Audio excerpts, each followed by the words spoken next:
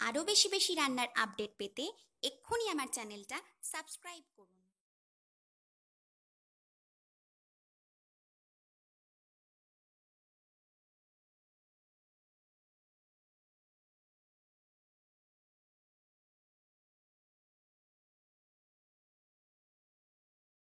Hello friends, welcome to Chanjimas world.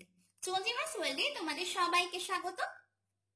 আজ আবার চলে এসেছি শীতকালীন একটা স্পেশাল রেসিপি নিয়ে। শীতকাল, কড়াইশুটির সিজন।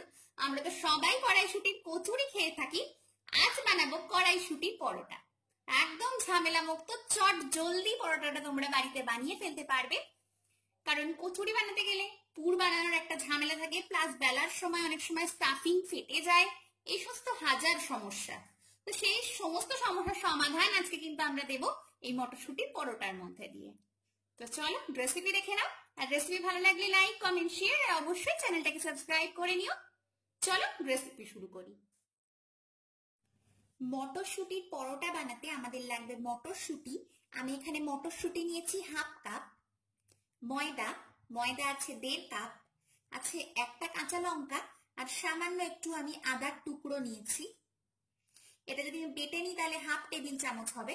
এখানে আছে গোটা জিরে, নুন, চিনি পরিমাণ মতো, আর আছে শাহি গরম মশলা। এছাড়াও আমাদের লাগবে সাদা তেল। চলো ঝটপট রান্নাটা শুরু করে দিই। একটা মিক্সিং জার নিয়ে নিয়েছি, তার মধ্যে এখন আমরা দিয়ে দেব আদার টুকরো আর কাঁচা লঙ্কাটা, আর তার সাথেই আমরা দিয়ে দেব এখন মটরশুঁটি গুলো।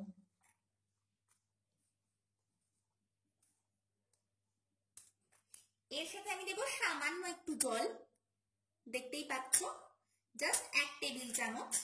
এবার এটাকে আমরা ঢাকা বন্ধ করে দেব আর একটা পেস্ট বানিয়ে নেব। একটা মিক্সিং বোল নিয়ে নিয়েছি, তার মধ্যে এখন দিয়ে দেব 1.5 কাপ পরিমাণ ময়দা। এর সাথে এবার আমি দিয়ে দেব গোটা জিরে, নুন আর চিনি। আগে আমরা একটু ভালোভাবে মিশিয়ে নেব। এর মধ্যে এখন আমরা দিয়ে দেব শাহি গরম মশলা,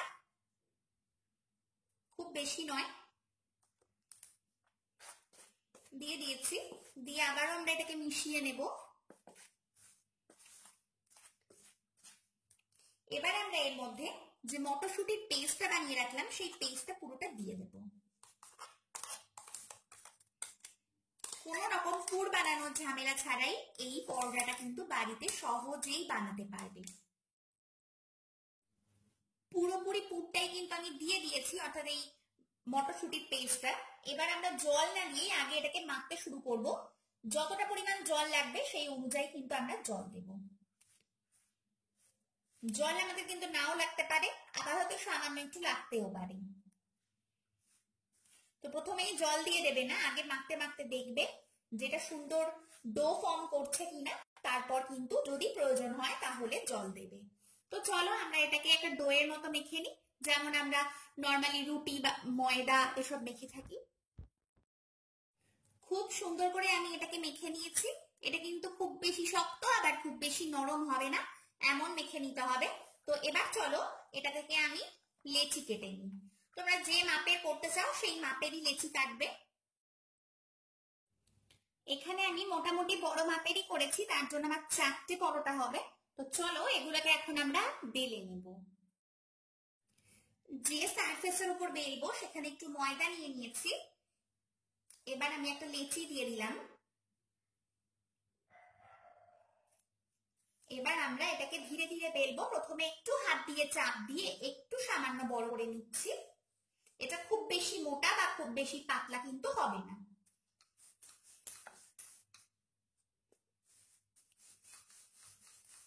ধীরে ধীরে আমরা এভাবেই এটাকে বেলে নেব, যেমন আমরা পরোটা বেলে থাকি। খুব বেশি চাপ দেব না।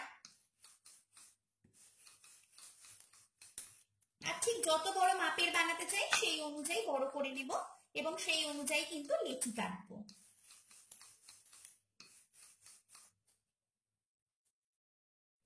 একটা পরোটা কিন্তু আমার বেলে নেওয়া কমপ্লিট হয়ে গেছে। এইভাবেই আমি প্রথমে 4টে পরোটাই বেলে নেব। চারটে পরোটাই আমি সেম ভাবে বেলে নিয়েছি, দেখতেই পাচ্ছ। এবার চলো ফাইনালি আমরা পরোটাগুলো ভেজে ফেলি। প্রথমেই ইন্ডাকশন একটা পাত্র বসিয়ে দিয়েছি আর পাত্রটাকে বেশ ভালো গরম করে নিয়েছি। এবার ওর মধ্যে আমি একটা পরোটা দিয়ে দিলাম।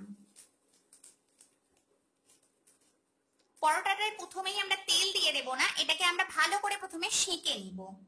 এপিঠ হয়ে গেলে আবার ওপিঠ সেঁকে নেব, তারপর কিন্তু তেল দেব। একটা পিঠ হালকা সেঁকা হয়ে যাওয়ার পর আমি এটাকে উল্টে দিয়েছিলাম। এবার আমরা ওই পিঠটাকেও একটু সেঁকে নিচ্ছি। আবার আমরা ওই পিঠটাকে উল্টে দেব। এই পিঠটাও সামান্য সেঁকা হয়ে গেছে। এবার এর মধ্যে আমরা তেল অ্যাড করব।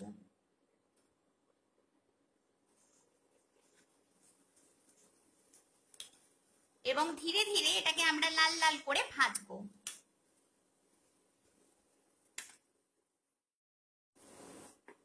লাল লাল করে ভেজে নিচ্ছি, একটু সময় দিয়ে ভাজতে হবে যাতে খুব ভালোভাবে কুক হয়। এগুলো কিন্তু খেতে ভীষণ ইয়াম্মি। এটা তোমরা নর্মাল চার সাথে খেতে পারো, সসের সাথে বা দইয়ের সাথে সার্ভ করতে পারো, কিংবা যদি চাও কোনো তরকারির সাথে খেতে তাহলে আমি অবশ্যই সাজেস্ট করবো যে কোনো ভেজ আইটেমের সাথে এটা বেশি ভালো যাবে। তো দেখতেই পাচ্ছ এইভাবে আমি ভেজে নিচ্ছি। এক পিঠ হয়ে গেলে আর এক পিঠ উল্টে দিচ্ছি, আবার ওই পিঠটা লাল লাল করে ভেজে নেব। পরোটা কিন্তু আমার এখানেই ভাজা কমপ্লিট। আমি দু সাইড ভালো লাল লাল করে ভেজে নিয়েছি আর এটাকে আমি তুলে নেব এবং বাকি পরোটাগুলো সেম ভাবে কিন্তু আমরা ভেজে নেব। প্রত্যেকটা পরোটা ভেজে নিয়ে কিন্তু আমি সার্ভ করে দিয়েছি। আমি এখানে সার্ভ করেছি টমেটো সসের সাথে। তোমরা এখানে সসের সাথে দইয়ের সাথে সার্ভ করতে পারো কিংবা কোনো নিরামিষ আইটেমের সাথে কিন্তু খেতে পারো। ভীষণ ভালো খেতে, প্লিজ একবার ট্রাই করো। আর দেখতেই পেলে কোনো পুর বানানোর ঝামেলা ছাড়া, অনেক সময় ছাড়া, অনেক সময় আমরা বানাতে গেলে ফেটে যায়, সেই সমস্ত ঝামেলা ছাড়া একদম চট জলদি, একদম শীতের স্পেশাল এটা কিন্তু তোমরা বাড়িতেই বানাতে পারবে। তো প্লিজ রেসিপিটা ট্রাই করো আর আমাকে জানিও আমার রেসিপি তোমাদের ঠিক কেমন লাগলো। ভালো লাগলে লাইক, কমেন্ট, শেয়ার আর অবশ্যই কিন্তু চ্যানেলটাকে সাবস্ক্রাইব করে নিও। চলো আজকের জন্য আসি, আবার দেখা হবে অন্য কোনো রেসিপি নিয়ে। ততক্ষণের জন্য সবাই ভালো থেকো, টাটা।